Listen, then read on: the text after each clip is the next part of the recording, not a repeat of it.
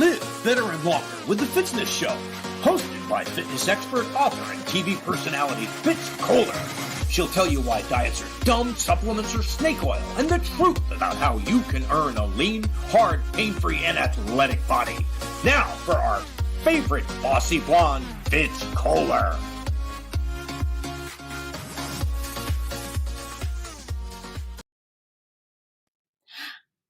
Hi team, I am Fitz Koehler, your fitness expert, very noisy race announcer, and runner of the Boston Marathon. That's right, my friends. In 5 days, I am running the Boston freaking Marathon, and I am pretty excited. So I thought I would dedicate a show to talking about this because you all have been so supportive since I got looped into this absurd / amazing and exciting adventure. And I thought I'd tell you where I am before I go and try to do this thing. And I am completely untested in the distance of 26.2 miles. So I think I've trained wisely. I think I've done what I've been told to do, but we'll see. We've got a question mark over all of our heads. Can Fitz Koehler do a full marathon? And we'll know in 5 days from now for sure. So I want to invite you guys to use the comment section wherever you are.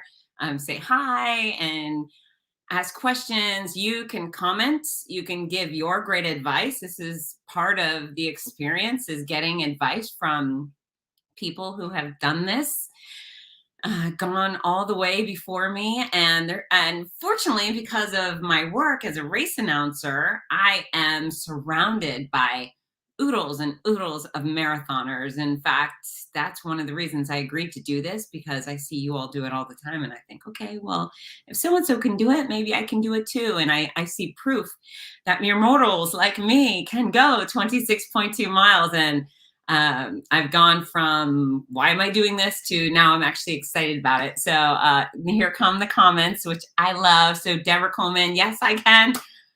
I believe you. I believe I can, and I believe I will. Julie on LinkedIn, go for it. I appreciate the rooting for me. And we're going to give you, I say I'm going to give you very specific ways on how you can pitch in, run with me on Monday, and help me out as I put one foot in front of another for, 53,000 steps. So that's it, just 53,000 steps. And thank you. Look, this is great. This is Susan Regalado. She's honorary family here in Gainesville. She just did her first 5K 2 years ago after having 5 different hip replacement surgeries. So if she can do that, I can probably do that. So I'm going to start at the start and tell you guys how I got looped into this. I'm just going to refresh. If you've heard it before, sorry. But I'm going to run through it for those who haven't heard the story. And then I'm going to tell you about my training and some of the good times and not so good times. And I've gathered some expert advice that I'm going to share with you, because I think it's all pretty high quality advice, and it's also kind of funny. And it's all about funny sometimes. In fact, I would probably run a 100-miler if it were good for a laugh. Please God, don't challenge me to do that, because I don't need it anymore on my plate. Oh, and here, this is why I'm doing it. Marissa, she works with the Second Step, which is the charity, and I am a charity runner. So backing track. So on May 25th of this year, and let me say that I've never done a full marathon before. I've done plenty of half marathons, 10Ks, 5Ks, obstacle course races, triathlons, you name it. Never have done the full marathon. And the reason being is I never wanted to. I just never ever wanted to do that. I used to compete competitively as a kickboxer. Sorry, my mouth is a little broken. And I was very competitive fighting. But then once I retired from fighting, I just kind of lost all the competitive juices. And I thought, I'm just going to only do fitness if it's fun and it feels good. And so short distances, easy peasy, no big deal. I actually landed in my first half marathon by accident. I had no idea I was running the 13.1 miles until the day prior, but I did it and it wasn't so bad. But gradually, as I kept running, my kickboxing injuries kicked in. My hip and knee always felt like I had a dagger sticking in. And so by the end of those races, I'd become miserable. And when I crossed the finish line of 13.1, I just simply never thought, gee whiz, I'd like to do that again right now. And so that told me, hey, dum dum, don't do a marathon. It won't make you happy. And for me, fitness has to be happy. So anyways, no marathons were on my bucket list, I assure you. And I would always say, people say, well, you ever do a full? And I would say, you know what? The only way I would do a full is if it were Boston and someone asked for a good cause. And what are the odds that's going to happen, right? So anyways, I had actually stopped running decent distances about a year before I went through the cancer nonsense, before my diagnosis. Definitely wasn't running on a treadmill, wasn't running outside for exercise. I was doing other things. And I just was in too much pain. And then the cancer came, blah, blah, blah. And one of the greatest gifts, I mean, there's silver linings wherever you look, no matter what's going on. But when I got wasted away from chemo and I lost 12, 13 pounds, which off me was pretty gross. I was skeletal, very scrawny, and I think it was about 111 pounds. And I committed to strength training. I thought, I want my muscles back. I love muscles so much. I love being strong. I love being capable. And so I made a full commitment to strength training every other day aggressively. You know, I took baby steps at the beginning, but I wanted my muscles back. I wanted to be strong, and I was sick of having chemo butt. Now, if you've not heard of chemo butt, chemo butt is when all of a sudden you lose the weight and you got the flat like a pancake butt, and it was not cute. And so I thought, I need to build up the booty, right? Because everybody knows Fitz Koehler, bootylicious, right? That's what you all say about me. Probably not. Anyways, I wanted the booty I had at least back, and then maybe better. So my strength training for runners workout, which I teach. I have a video. It's on YouTube. Go look for it if you want to run further, faster, pain-free. Strength training for runners. So I was doing that workout. It's lunges, it's step-ups on a box, step-downs, it's bands all day. Lateral gait, chicken wings, clamshells, you name it, bands, bands, bands, lunges, hamstring curls, lots of squats, really working the lower body and my upper body too. But what I did do, and I didn't even realize it, is as I was working to build myself back up from this skeletal scrawny stage, I was building up that leg that was so injured from fighting equal to my left. And really it was the weakness that was the catalyst for all the pain I used to experience. So anywho, May 25th rolls around and I'm feeling pretty good. I had just started doing plyometric squats. So like squat jumps. That's where I was going with my strength training. My glutes were getting really strong. So May 25th, I, on my FITZNESS show, interview the running legend, Meb Keflezighi. Meb is a 2-time Olympian for America. He's won the New York City Marathon, and he won Boston Marathon in 2014, the year after the bombing, which was very special to have an American win. So I interview Meb, and we have this great show, great story. If you've not seen it, go to fitzness.com and go watch, because he's just great. But he oozes Boston now, right? That's not his only race, but when people think of Meb, they think of Boston. And so we get done with this and say goodbye, Meb, and about 10, 20 minutes later, my phone rings. And it's this guy, Vince Varallo. And Vince, I met at the Philadelphia Marathon. I was announcing it. He had this running group called the Boston Buddies, and they were sweetie pies and lots of fun. I love them. They seemed to love me back. And they invited me to join their group. Now, mind you, I'm not a Boston runner, nor do I have any ambition, or did I have any ambition to run Boston, but they made me part of their group and we were friends. And so Vince calls and he says, hey, that was a great interview, blah, blah, blah. And I said, oh, wonderful. Thank you so much. And I really thought that was genuinely why he was calling, or I might not have answered. Anywho, he goes, so I got a question for you. So, all right, sure. I'm thinking he wants me to interview somebody else. And he goes, I'm working with a charity called The Second Step. It's a great charity. It's in Boston. They help survivors of domestic violence, people who have escaped their bad situations, and they're now moving out of the state's care. The Second Step is an organization that helps people gain their independence after leaving their situation with an abuser. And he said, we would like you to run the Boston Marathon for the second step. I think I cursed. I think I used every vulgar word in the book and threw them at Vince. I was like, you son of a B word. And how dare you invite me to run the Boston Marathon? And I just thought, oh God, here it is. Here it is.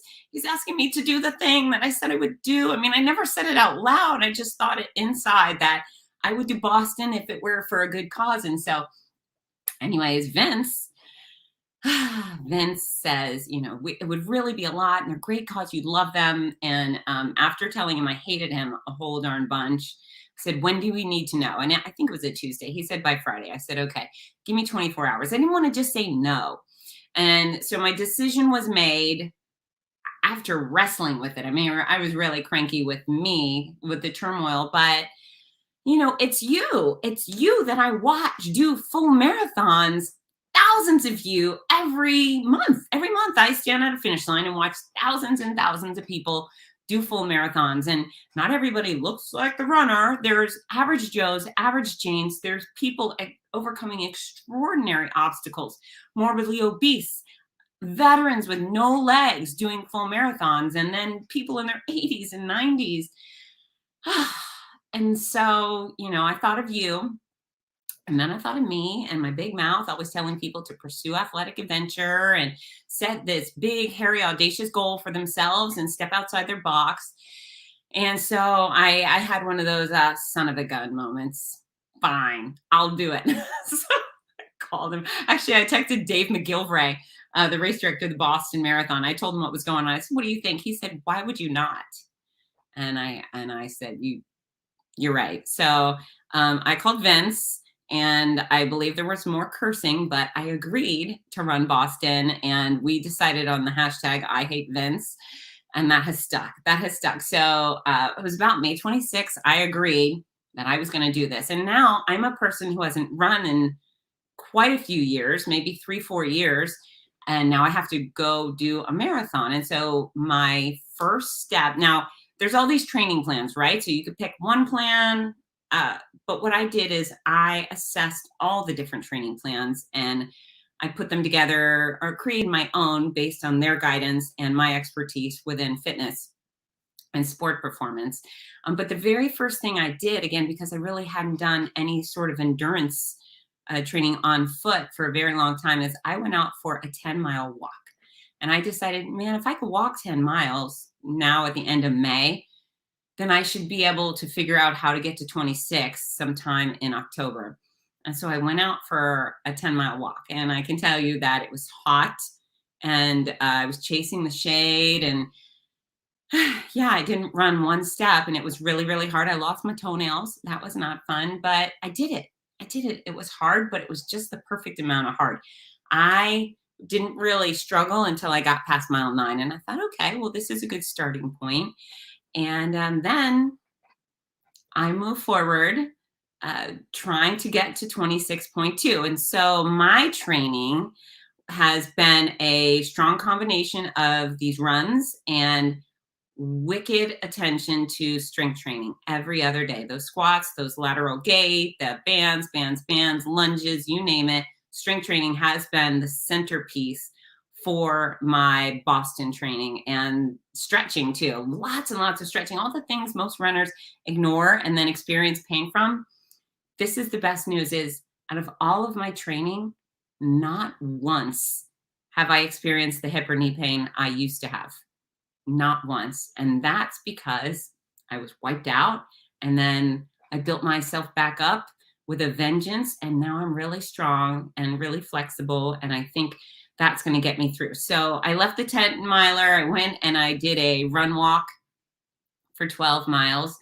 And I think some of you have seen the photos of me lying down on the ground, just flat on my back, and piles of red ants or whatever. But that was first run. And then I did a 10-miler, not so bad. Then I went up to my half marathon. During the half marathon on a trail here in Gainesville, it was 7 a.m., but it was already like 88 degrees and 90% humidity. So I ended up with heat exhaustion.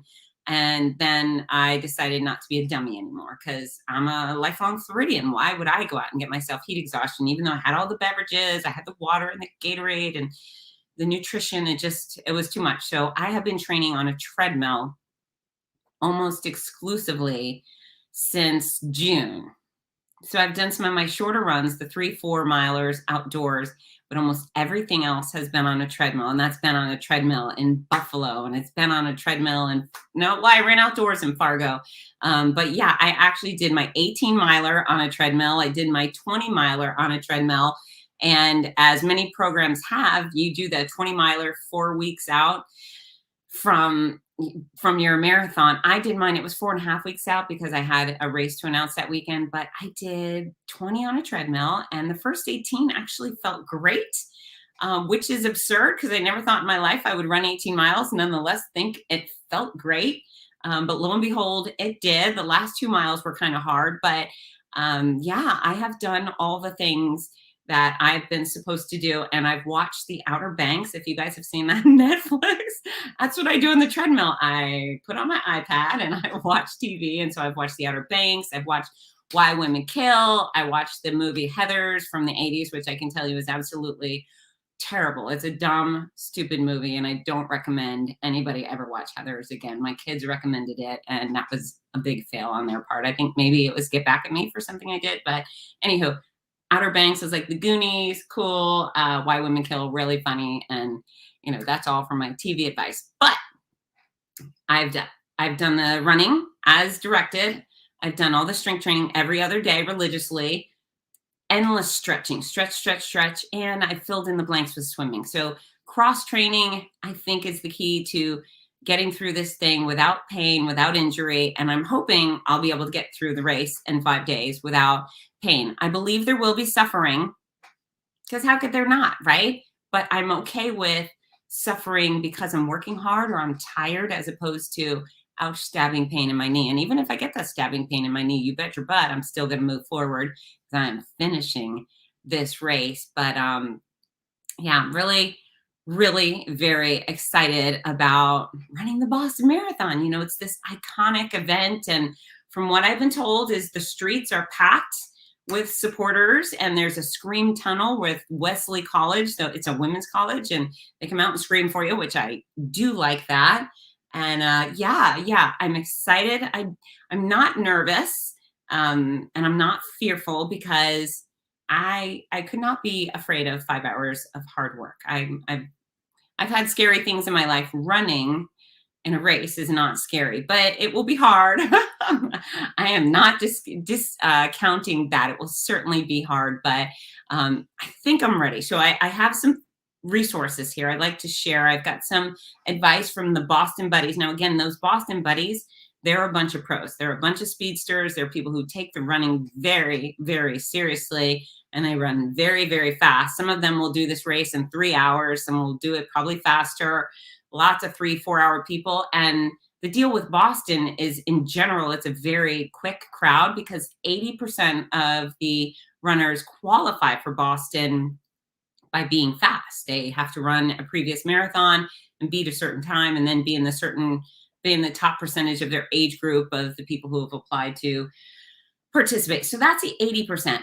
I am one of the proud 20% of charity runners. And it's interesting because some people say, well, I would never do Boston unless I qualified. Well, good for you, but really bad for you, because you're missing out on an incredible adventure. Because with the 20% of us, we raise about $40 million a year for great causes. And so who could be ashamed of that? In fact, I am damn proud of working with the Second Step and helping these people get independent. So you can sit and not qualify and not participate all you want, but I'm really grateful to be on the road to Boston and doing it for such a good cause. So just perspective, you make your choices, I'll make mine. So here we go. I've got some comments. Sonia, I love your story already. I've done some half marathons long ago and then took up kickboxing. Hey, nice. It's getting hurt all the time. So then I resorted to jogging, and now yet other medical issues hampered. So we'll get back to it. Just strength train and stretch and do your balance training and get your body strong, and then go back to running. But when you do it, run for 1 minute and stop, and come back 2 days later, run for 2 minutes, stop. And if it hurts too much, don't do it. But, build back gradually and you'll get there like me. Stephanie, do I still hate Vince? Hell yes, I hate Vince. I hate his guts so bad. And this is the great part about Vince is he has decided he's going to run this thing with me. So I typically will not run with anybody. I do not enjoy running with long distances with people for two reasons. Number one, I have a hard time getting out of fitness trainer mode. So if somebody is exercising with me, my instinct is to cater to them and take care of them. And I don't want to take care of anybody in Boston. I'm going to be struggling on my own. So that's not a good situation for me. And then the other thing is that I get grouchy if I'm in pain. And so who knows if I'm going to have pain or not, but I don't like to be grouchy around people I care about. Now, this is where Vince comes in. So Vince says, I'm going to run with you. And I think, well, fine, because I'm not going to take care of him. He's the jerk who got me into this. And if I'm grouchy, he's the exact person to be on hand to experience my grouchiness. So hell to the yes. I still hate Vince. And even though I secretly love him, I hate Vince. And he's going to run with me and he'll get what he gets. And, he better not get upset. And so, yes, thank you for the cheers, Susie. And Steven said he does all his training on the treadmill. You'll do great. And let me know if your treadmill training, Steven, has translated to running on the earth. So tell me about that. Okay. So I hate Vince for certain. And I tell you that because that's actually my hashtag. So in the Boston Buddies training group, anytime I post a run, you do the run keeper thing and then you post your picture and you tell everybody what your run is. It's very important to share the news. And no matter what I say, I always put the hashtag I hate Vince, and the buddies seem to like that. So I'm glad it entertains them. The fact that I've been drawn into this thing that is very, very hard, and it's all Vince's fault, and it's technically all the buddies' fault as well. But these Boston buddies of mine, look, I got the shirt, and they gave me the shirt like a year and a half ago before I even agreed to run this race. They just are good people, except for Vince. Okay, so I asked the other day, I said, hey, buddies, can you all share some expert advice for a new marathoner? And they let me have it. And so I thought I would share their golden advice with you. Some of it's really clever and it's stuff I'll use, and then some of it's kind of funny. So the first one, Maura Zendi, she said, whatever happens, just soak it up and enjoy the experience. Nothing like it anywhere else, and stay off your feet as much as possible on Sunday. And so yes, and yes, Maura, that's actually my plan. I fly in Saturday night, eat food, go to bed. And then Sunday morning, I'm meeting with the buddies and we're going to have some breakfast. And I'm meeting my running twin, Melissa, who is slow like me and sarcastic like me and delightful as well. And so I'm going to do that, and I'll go get my race bib, and then I'm going back to my hotel. And I'm just going to sit around and eat and sit all day. That's my big game plan. Jessica Talbot says, talk to everybody. It's so fun to be surrounded by runners who have also worked so hard to be there. The energy and the stories others will share is inspiring. Yes, I'm always eager to pick up new running friends as I go. So for sure. Warren Monk, he says, stick to your plan. In my first marathon, I was feeling good at mile 16, so I picked it up a little bit. And by 23, it was a death march. And so control is really one of the main messages I get about Boston. And so I'm one of those people, I don't watch a trailer for a movie I know I'm going to see. So if I know it's a Marvel movie and I'm going to see it, I don't want to know in advance. I just want to be surprised. And Boston is famous for, there's a hill called Heartbreak Hill, and sounds really painful. People complain about it a lot. Really what they're complaining about is the fact that there's 4 hills and Heartbreak's just the last. But the majority of the Boston course goes downhill, which is very exciting to me because I am really good at going downhill and I actually train for it. But people tend to go out too fast because they're running downhill. And, instead of doing a 10-minute mile, they do an 8-minute mile. And then by mile 15, they're wiped out because they ran too fast. They did too hard too soon. So I'm apparently supposed to still go slow up front while going downhill. And I'm going to try to do that. And when I say slow, I'm a pretty slow runner. My average, no matter how little I'm running or fast I'm running, is about 11 and a half minutes a mile. So for some people, that's lightning quick. For Boston, it's pretty darn slow. I'm looking at about a 5-hour marathon, if not 5-hour marathon, if I'm crushing it, right? So if Fitz Koehler is feeling great, woo, she's coming in at 5. If not so good, maybe 5:30. My ultimate goal, besides finishing, which I will do even if both of my legs break off somewhere along the course, my other goal is to finish under 6 hours, because that means I get in the official record books, and that would be very nice. I'll still get a pretty medal if I come in after that, but I would like to do it under 6 hours, and I think I can. Okie dokie. So Sharon Mitchell says, trust the process. Don't overthink the next few days. Enjoy the start line experience. Keep smiling as you run and have fun. And I can do that. I'm really good at smiling, especially if I'm cranky like that. Okay, Mark Allen. So you may have seen Mark Allen on the FITZNESS Show. Mark has won 6 Ironman World Championships, and he was dubbed the greatest endurance athlete of all time by ESPN. I mean, this guy is a badass with endurance sports. So when he says to do something, you do it. So he gave me 3 pointers, and you can enjoy them as well. He says, number 1, don't go out too fast. Everyone will tell you this, and that's right. And then number 2, he says, after you crest Heartbreak Hill, which is about mile 20, relax and let the downhill take you into Boston. Yes, there are a few bumps, but not bad. The hardest part is over, and you'll be a finisher at the Boston Marathon. So I'm very excited about that. And number 3, he says, look around at everything once you're on the final home stretch down Boylston and take it all in. Don't focus on the finish line because it will seem like a nightmare where the hallway keeps getting longer as you go down it. So hilarious visual. I totally can see myself being like, why am I not there yet? So yes, Mark, I will look at the crowd and maybe high five and hug some strangers. For certain. I'm all about that. All right, Doug Thurston, one of my race directors. He's race director of the Big Sur Marathon, and he also is an awesome endurance athlete. He does like 70 million mile bike rides up mountains because he can. So let's see. Doug says, if you want some inspiration Sunday while you're resting and off your feet, you can watch the Chicago Marathon live.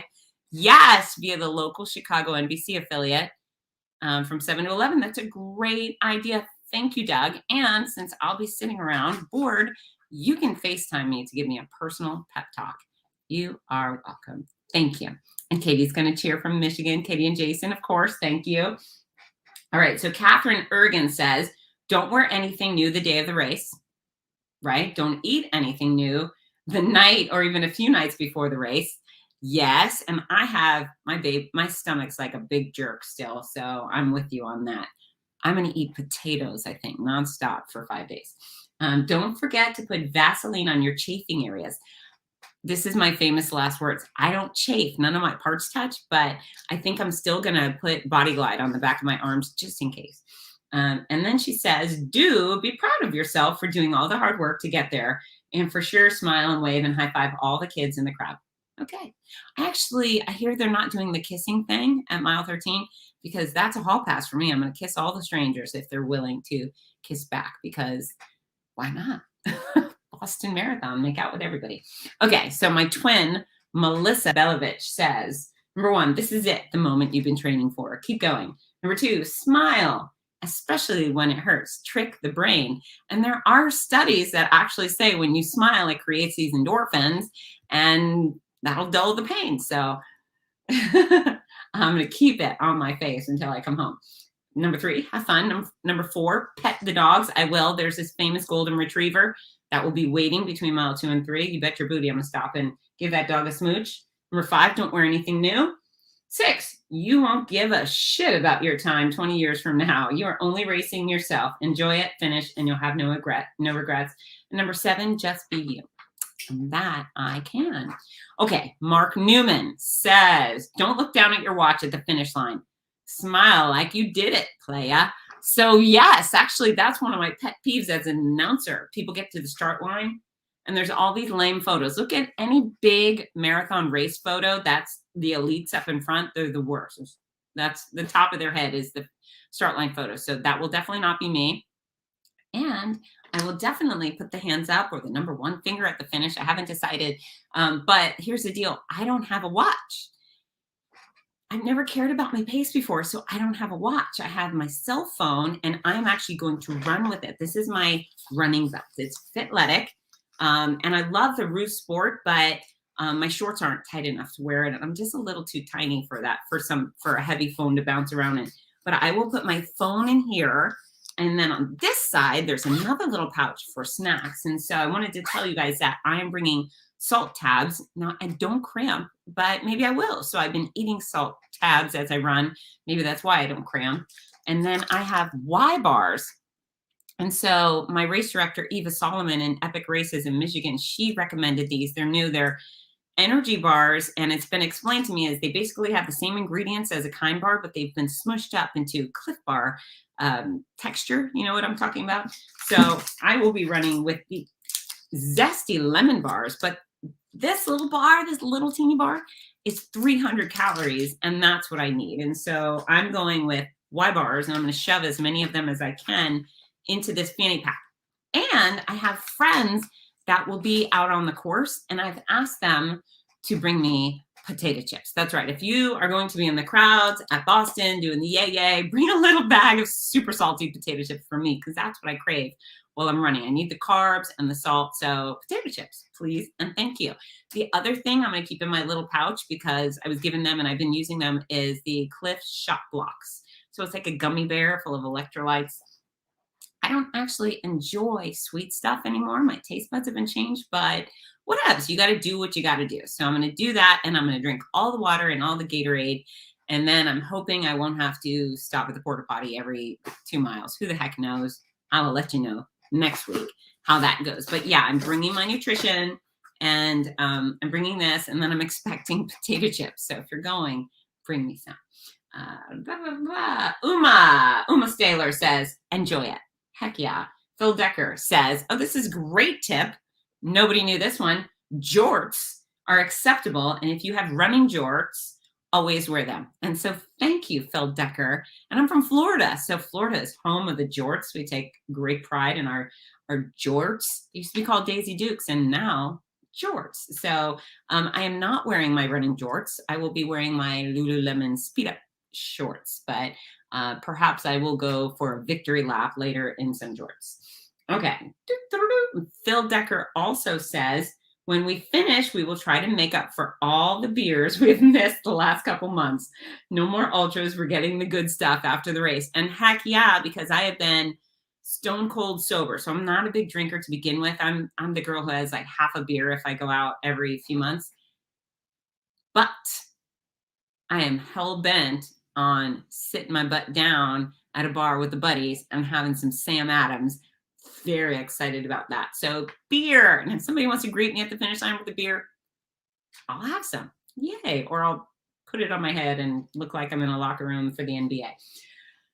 Okie dokie. Steve Lando says, to get that finish line smile, yell, yeah, and pump your fists. Yeah, like that.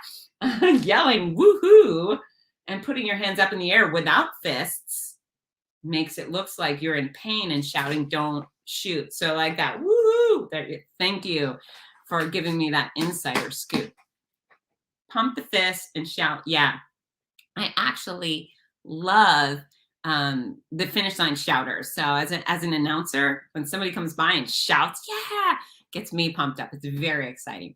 Okay. So I got a hey from mystery user. Hey, Mr. User. And then we got another one. It says potato chips will be at mile 25. Heck yeah, thank you. I will eat your potato chips, and you might want to put your name there so I can know. And then Chris Voss says, you've been there for us. Oh, thank you. You've been there for us at so many races, kicking us in the butt, telling us no excuses and to stick to our training, being there to give us a hug when we see the finish line coming. Though I can't be there to cheer you on. No, I'm cheering you on from afar. You've got this because you rock. Thank you. Ah, and it's Pam. Okay. Pam Frost is bringing me potato chips. I need more people to bring me potato chips, by the way, and a big fat Diet Coke at the end. That's really what I need, some Diet Coke at mile 27. Okay, I'm going to pause from this list because I'm going to tell you guys what I need from you. I use the word need loosely. It's more of a want. And yeah, so I'm the cheerleader, right? That's who I am. I'm the cheerleader for all the athletes. So I've run a bunch of races, but I've never had anyone come out to see me race. And I've never had anyone make a sign. And that's okay. That's okay. It's not a pity party. Wow, no one's making me a sign. However, for this race, I want signs. I want them. I don't think I'm going to have very many people. I think the folks at the second step might make me a sign, which is pretty cool. But I want you guys to make me signs too. So you get a marker and then you get a piece of paper and you write "Go Fitz" or whatever, something great with my name on it. And then you take a picture and you'll upload it to social media. This is what I want. And I want your handwriting too. You can print it off the computer, but I really like homemade cards. Make my kids. That's what I want for every holiday. It's just a homemade card. So if you all would make me a homemade sign, crayons, colorful pencils, pens, markers, whatever. If you want to add glitter, that is going to be your carpet. But that's fine. I'm okay with that. But yeah, make me a sign and then take a picture and send it to me. You can upload it to Instagram or Facebook or both, and you can tag me in it, and that will make me so happy. So handmade signs, that's what I want from you. Yes, go ahead and use the comment section to tell me that you're so excited to make me a sign. All right, Karen Allen.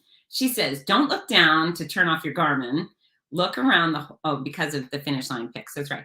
Look around the whole race. There's so much happening along the way. Parties, dancing, the different cities, and so many people out cheering you on. Wear your name somewhere obvious if you like people cheering for you by name. My name will be on me, and it will be obvious for certain. Okay, Tommy LaForce, which is a great name. I think this is Pam. I think she's making me a sign, and she'll actually have it at mile 25. That'll be awesome. Make me a big one, Pam, because I might be delirious and not able to see a little sign. All right, Tommy LaForce says, with proper pacing, nutrition, and training, the dreaded mile 20 wall doesn't have to exist. Well, I hope. I've only gone 20 miles so far, so if there's a wall, I imagine that's where it'll be. But I'll be done with Heartbreak Hill, and like Mark Allen says, straight down hill. All right, Doug Thurston, can you share your bib number? Yes, I can do that. So here's the other thing. There is a Boston Marathon app. It's a great little app, and it's got the little unicorn head on it, and it says 125th anniversary. And there's multiple Boston Marathon apps, so make sure you get the right one. But there's an opportunity to track an athlete. You just poke in my name. So my bib number is 18846, 18846, but you know my name. So look for my name, and it will pop up. And Doug Thurston, I know you're going to make me a great sign. I'm super excited to see your sign. It's going to be so awesome. Wow. Look at the things you get yourself into when you watch my show and you interact. That's really where you screw up. You get obligated. So, okay. Yeah, I'm hoping not to hit the wall, Tommy. All right, Danelle Manuel Vestermark, that's a great name, says, have a blast. Don't worry about your time. High five, everybody. Keep telling yourself, this is so bitchin'. I'm running Boston. And I think I will. I think I'm one of those people that will absorb the awesomeness of my experience. I'm very grateful to be one of the 20,000 privileged people to step on that road that day. I always feel like I'm very privileged to be alive. I'm very privileged to be athletic. And again, what's so bad about 5 hours of hard work? It's hard work. I've suffered before. This won't be bad. Okie dokie. Gwen Catalone says, to Danelle's comment, she says, my phrase is, I'm so lucky that I get to run the Boston effing Marathon. And so, yeah, we can say that too. I think you could curse on the course if you choose. And I might. I'm going to say a bunch of nice things. And then if I hit that wall, Vince of hashtag I hate Vince is going to hear all the yucky words out of my mouth. Mary Cook says, run happy, keep a smile on your face, and just roll with it. It's Boston. Have fun. Yeah, I'm going to have fun. Susan Hurley, she says, Susan from Charity Teams. She says, get Tyvek Painter's jumpsuit before the race. So you know the painter jumpsuits that have the zip up and the hood and the pants and the arms, the whole thing? She says to get those painter jumpsuits before the race, you can wear it right up until you get to the start and then rip it off easily at the start and throw it away. They're super warm and really convenient. Get them at Home Depot or Amazon or Lowe's. So I'm not convinced I'm going to get one of those painter's jumpsuits, which I think is really clever. I think it's a super great idea. I did just order a zip up hoodie to wear it before I start the race and toss it once I do start. So I will be wearing just running clothes. And the temperature right now, I mean, the temperature is a little schizophrenic. It'll say it'll be between 59 and 73 with 50% chance of rain. And then 7 hours later, it says it'll be between 58 and 68. So with no rain. So who knows what I'm going to get. I'm bringing a rain thing. I bought a poncho type thing, but it's really crunchy. I think I might rather be wet. Plus I'm Floridian, so we are soggy people. I think rain might feel good. Anyways, I bought a hoodie to dispose of it, which is absurd, but somebody will benefit from it because Boston Athletic Association will donate my hoodie to people who need hoodies. Okay, Warren Monk. So he says, not advice, but to me, the thing that really sets Boston apart is its history. From its origin with the BAA wanting to replicate the original Olympic marathon and choosing to start the race in Ashland so officials could follow the runners by train. The race was lengthened to the 26.2-mile distance in 1923, moving the start to Hopkinton. Then there are stories like sports writer Jerry Nason naming Heartbreak Hill when Johnny Kelly, the elder, gave Tarzan Brown a pat as he passed him on the hill. It caused Brown to launch himself out of his malaise and win the race, thus breaking Kelly's heart. The tales go on and on. So perhaps someone will come and tap me on the shoulder on Heartbreak Hill, and I will fly to the finish, breaking world records and things like that for slow people. So whatever. If somebody could just come and tap me on the shoulder at Heartbreak Hill, if that works, I'll take it. Julie Dragon said, run your own race, listen to your body, and don't worry about what everyone else is doing. Amen. Kevin Smith, let the post-run beers motivate you. Hell yeah. Like I said, I'm not a big drinker. It's not my thing. But in Boston, you bet your booty, I'm going to sit myself down at a bar later on that night to have some food, because I do like food, and beer, because I'm Irish, and that's part of the deal, right? And Sonia's in for a sign. And who makes my little fanny pack? Yes, this is Fitletic. And here's a little FYI is, so I got this now, the width of the part of the pack that carries stuff. So these two zippers, they are a little bit wider than my hips. So when I put it on, it's very snug, but the pouch part kind of wraps around my hips a little oddly. So I'm not thrilled with that. So when I was at the Fargo Marathon, I went to one of the little vendors and I bought a different pouch. It looked very similar, but it was just a little more open. It had a zipper, and I thought this one's going to be so much more easy to access, but I went running with it and it just wasn't as snug. It wasn't an athletic belt. So Fitletic is for real, for athletes, for runners, and it shan't slide down. The belt I brought before was a little more of a fanny pack. I didn't realize it. So I think this is going to do. And if not, I give it away, right? I'll just take it off and toss it to the side and say, congratulations, world. You got a new pouch. But I've run with it, and I think it will do well. All right, Deborah says, someone once told me the marathon is your victory lap. I've heard that too, and I really enjoyed that. For all of the training you've done, helped calm the starting line nerves a little. Enjoy your victory lap. Thank you. I think it's going to be a really fun time.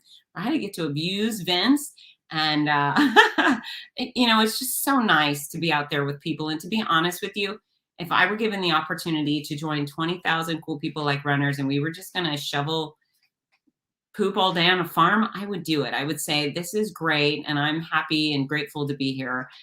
So yeah, I think Boston's going to be a fantastic adventure, and I'm super excited to be able to be a part of it. They have a bib with my name on it. It's pretty fantastic. Rick Chen is going to make me a sign. So already I'm in for, I think, 3 or 4 signs. This is very, very exciting. If you have friends, and you can ask your friends to make me signs, again, they just tag it at FITZNESS right here, at FITZNESS, and upload it to LinkedIn, Instagram, Facebook, whatever. I'm not sure if I'm going to be looking at my phone during the race, but maybe, perhaps I will. And it might be your sign that gets me through to the next mile marker. What else did I want to talk to you? I think that's it. Does anyone have any questions? questions? Oh, and here's the other thing I wanted to show you. These are my shoes. This is only one of my shoes because I'm going to wear 2 of them. But I've chosen the Asics Dynaflight. Very supportive and very lightweight and blue. We call this gator blue in my neck of the woods. It also could be Boston Marathon blue, and it also could be American blue. So it's a really good kind of blue. Makes me very happy. But yeah, I actually have a second pair. My other pair is Brooks Ghost, and I really like those too. They're a little heavier, so I've chosen these, but I've been going back and forth and just to keep these fresh and to try out both. But I've decided on the Dynaflight by Asics. Thank you very much. Is my carriage to take me all the way from point A to point B. I want to thank all the Boston buddies that have been supporting me, because again, there are so many serious runners, and I'm the nerd in the group, which is great because they've seemed to welcome me and be very kind and be just, good folks. I'm excited to see them all. Okay, so Christy Rose says, why is it recommended not to wear anything new during a race? You know what, Christy? Things could go awry. So for example, this shirt, let's just pretend there was a seam loose and could be a scratchy part where it's sewed. The last thing you want to do is deal with a scratchy seam for 26 miles, right? Or a new pair of shoes. New pair of shoes, they're not broken in yet, so they could lead to blisters. Socks, the same thing. Do your socks have that line over the toes? Is it going to get bunched up? And there's just so many things that could go wrong. You really want to test out all of your gear when you're running, just to make sure nothing has something that's going to irritate you or cause you pain. And a lot of people do that. They get so excited. They go to a race expo. The expo is where you pick up your bib, and quite often there's people selling apparel and gear and, stuff like this and snacks. And it's very enticing to get a new pretty shirt and say, I'm going to wear that new pretty shirt. Or what if you get a new sports bra and then you find out at mile, 0.25 that your boobs are bouncing all over the place. The thing is not as supportive as it looked, and you got to go 26.2 more miles like that. So there really could be some pitfalls. And then the horror stories about eating something new. You never want to eat anything new at a race because your stomach, right? It could go south really quick. I had one of my girlfriends, the first time she ran a marathon, and this is back when the little gel packs kind of first came out. She said she had a gel pack handed to her at mile 16 or whatever, and then she probably spent a good 20 minutes in the porta potty at mile 18. So it's just better to try things out and have practiced before you go, and you're really working your body very, very hard. You don't want to surprise it. You don't want to surprise it or irritate it. Rudy, how can we donate to the charity? What a nice answer. So I have actually, or a question, I'm going to give the answer. I've already put a link on my Instagram account. So it's in the profile of my Instagram account, but I'm going to post, actually I have on quite a few of my posts on Facebook, a link for donation. And on marathon morning, I'm going to make a final plea and say, hey, I'm getting out today and I'm going to go do this really hard thing for this really wonderful charity. The second step, please donate. And you know what? I realize this has been a wicked year for so many people, and so many people are out of work and struggling. So if you can't, don't feel bad. Don't feel bad. I don't expect anything, and nor do I believe the second step does. But if you have some extra and you would like to share, then we would really appreciate that. And I would really like to support them as enthusiastically as I can and make me a good choice for them. I'm hoping they feel handsomely rewarded when I'm done with this race and they can benefit and support their people. Steve Mullen, hi Steve, he says, I'll be one of the marshals after I finish. I'll be by the beach chair in front of the medical tent. What's your bib number so I can track you and watch you? Okay, so remember, you know my name, right? But my bib number is 18846. 18846. That's me. Oh, and the app is so great. So the app, there's my face, but it's the whole course there with the little flag. So as I'm running, you'll see me at mile 2 and 3. I don't think you'll actually see me, but it'll be like a little bouncy Fitz face bouncing through Boston. And if I get stuck anywhere too long, send help for sure. But this is a really cool app. And Steve, hopefully you will come find me when I cross, because I'm not planning on going to the medical tent. I feel like I'm going to feel real good. I might go to the beer tent, no medical tent, but I would love to see you. That would be a real treat. So I can't remember my bib number. It's 18. I already said it. All right. Sorry, it's out of my mind. But thank you for marshaling the race. And anybody else who's there, if you see me, I'm all for sweaty hugs. Usually I'm the recipient of sweaty hugs. This time I'll be the sweaty one. And so if you don't mind my sweat, I'd love to slather you with it and give you the good stuff. And I'm really excited. Look, Rick Chin, thanks for coming to the rescue. This is my official bib number, Rick, 18846. Yeah. And is it pressure that people are watching me do this? Someone has asked.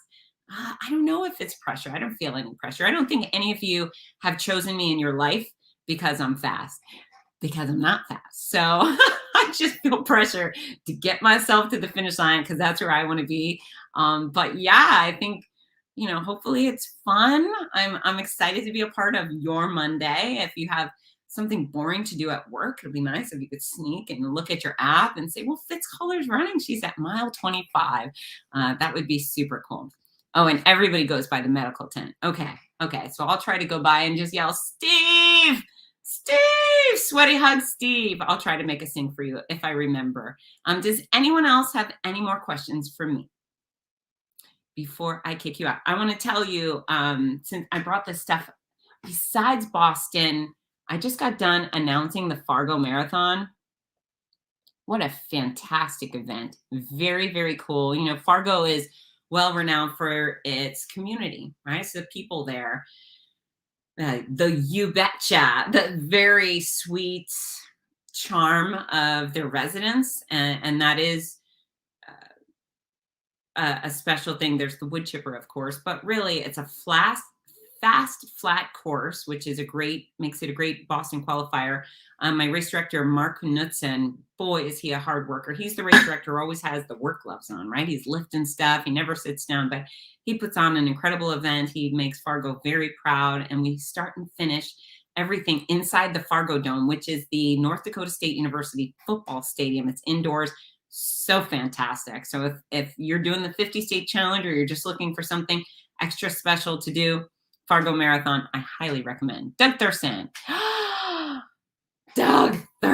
Monterey Whales. So this is great. When I'm announcing, usually it's the youth races in Monterey or the 5K. Doug, our very capable race director, he will arrange for the whales in the ocean to breach for our kids. And he does that by making whale noises into the microphone for me. He does that on demand, which scores him extra points in my race announcing heart, which I love very much, Doug. So please send the love back to those whales for me. Thank you. Okay, so Fargo, fantastic. A week before that, I was in Detroit for Women Run the D on Belle Isle. Again, another spectacular event. It's a women's event. There's a bunch of men participate, but if you're looking for girls empowerment and sweetness and sass and beautiful swag, I highly recommend that. That's epicraces.com. And then coming up for me for announcing next, November 6th and 7th, I will be announcing the OC Marathon weekend, which is not a marathon this year. So we have the OC Half Marathon on Sunday, and then the OC 5K Saturday night in Orange County. And, that race weekend is now LA Marathon dropped down on it too. And so Rudy and I both announced both races. So we had to split up for LA and OC. He's doing the LA Marathon and I'm doing the big race for OC. But we were able to work it out that November 6th is officially Team Noisy Day in Southern California. We will be announcing the LA Big 5K together at Dodger Stadium on Saturday morning, November 6th.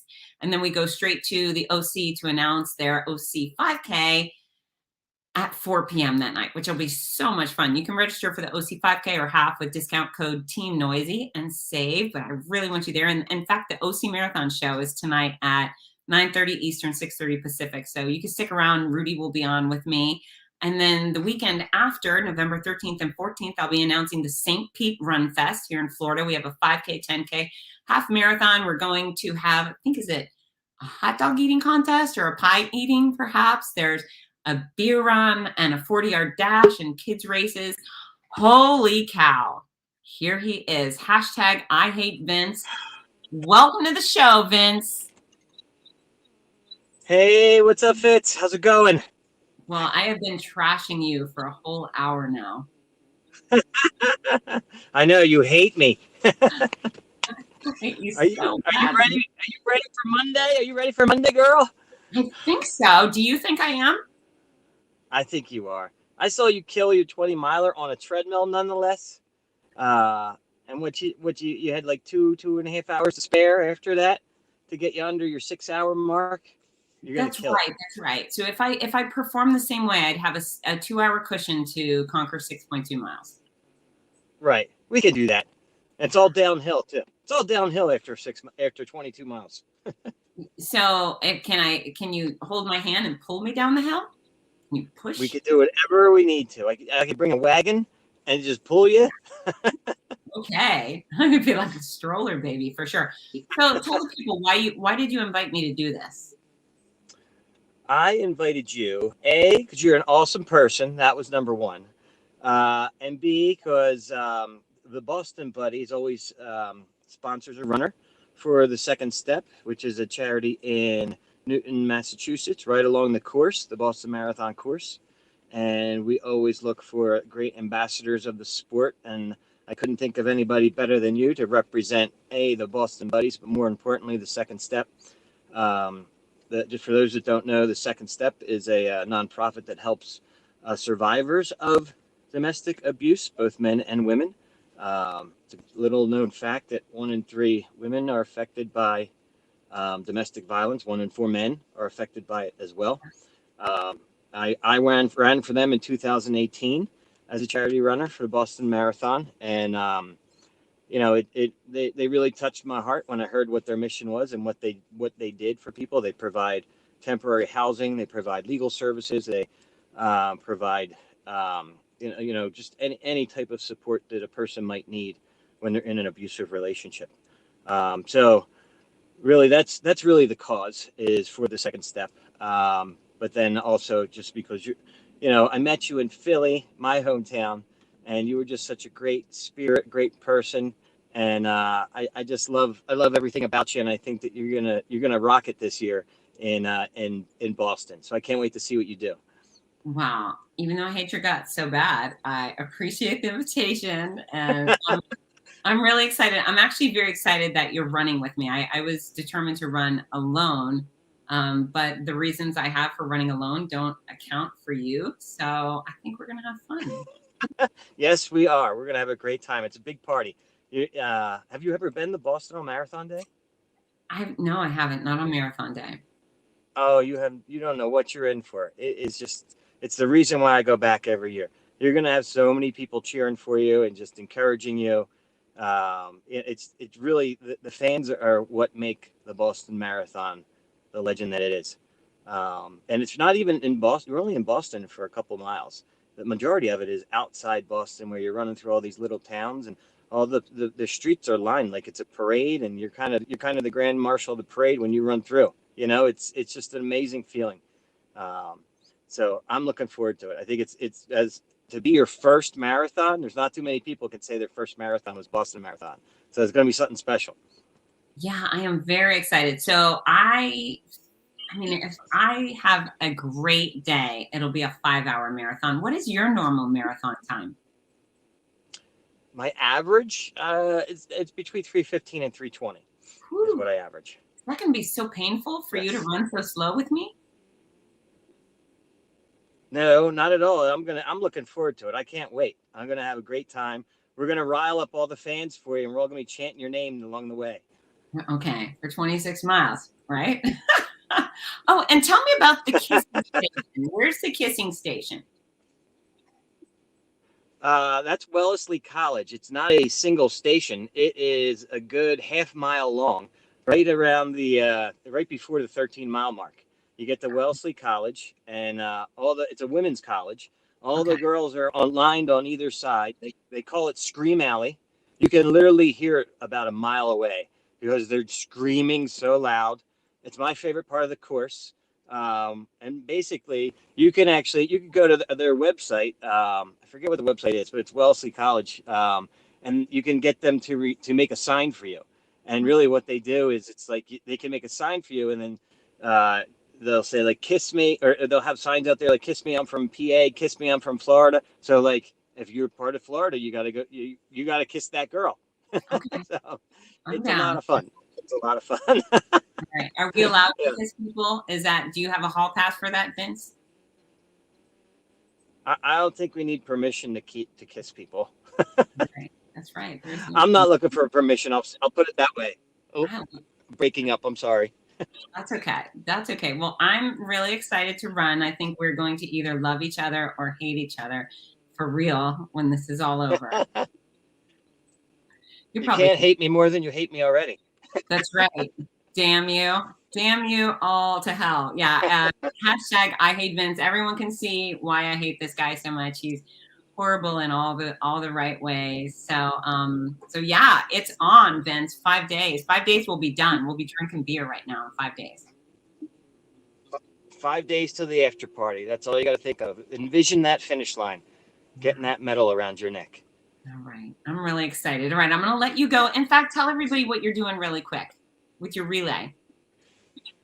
I'm a race director for this little race called the Great American Relay, which we started on September 11th. So on 9/11, it's the 20-year anniversary of the 9/11 attacks on our country. We're raising money for first responders, so police, military, and firefighters. And what we're actually doing is we're running from Boston. We started in Boston on 9/11 at 8:46 a.m. And we're running all the way to the Santa Monica Pier in California. So we're crossing over 18 states. Every about 8 miles or so, we hand the baton off to the next runner. We have over 900 runners signed up and lined up across the country for 38 days. So we just crossed the border into New Mexico. We just got out of Texas and into New Mexico tonight. I actually just got done running a 14-miler. But what we're doing here is we're just paying our respects to the first responders. So police, firefighters, and military. The three charities that we're supporting are the Green Beret Foundation. Green Beret Foundation helps Green Berets assimilate back into society after their tour. We're also supporting the concerns of police survivors. So they are a national organization that helps spouses of fallen officers. And then the third charity is called the Firefighter 5 Foundation. That charity is it's a shame the 5 for Firefighter 5 represents the five first responders, EMS personnel, police. On average, 5 of them commit suicide per week. It's a high stress job, and they have a lot of emotional baggage goes along with that job, and it's tough. So it's something to raise awareness towards that and just show these guys and women that we support them. So we're raising money for those 3 charities. You could still sign up at greatamericanrelay.com. There's still some open spots, and we only got 3 states left: New Mexico, Arizona, and California. But there's a couple of open spots, and we're going to have a huge showing at the end of this thing at the Santa Monica Pier in California, and just have a huge party. It's a lot of fun. Can't wait to do it again next year. Thank you so much for doing that. As you know, there's nothing more important to me than my country and those who sacrifice so much for it. So thank you. Great American Relay. You can, once again, this is why I hate Vince. Hashtag I hate Vince. All right, Vince, I'm going to let you go. It sounds like you could use some rest, but I will see you Sunday morning. You got it. I got to track down my runner that's out there. All right. Kicking you out. Have a great night. Before the coyotes get him. Bye. All right. So there you go. This is why he's such a bad guy, clearly. But folks, I'm so excited. Thank you so much for tolerating all of my training posts and my Boston nonsense. It's a very exciting opportunity, and I promise not to disappoint. I will start. I will finish. And then next week I'll come back on to tell the tale. I hope there's a lot of fun and funny experiences along the way. Can't wait to share them with you. And yeah, show you my medal and the jacket. I have not one, but I have 2 Boston Finisher jackets that I have yet to wear. So maybe I'll have one on next week. Okay, guys, I love you so much. If you haven't done so already, follow me at FITZNESS. Say hi. That's where you're going to put, you make your handmade sign, you take a picture, upload it to social media, tag me. And I'm going to look forward to all of your support on race day. Follow me on the app and get to work. Love you guys. Have a great night. Bye.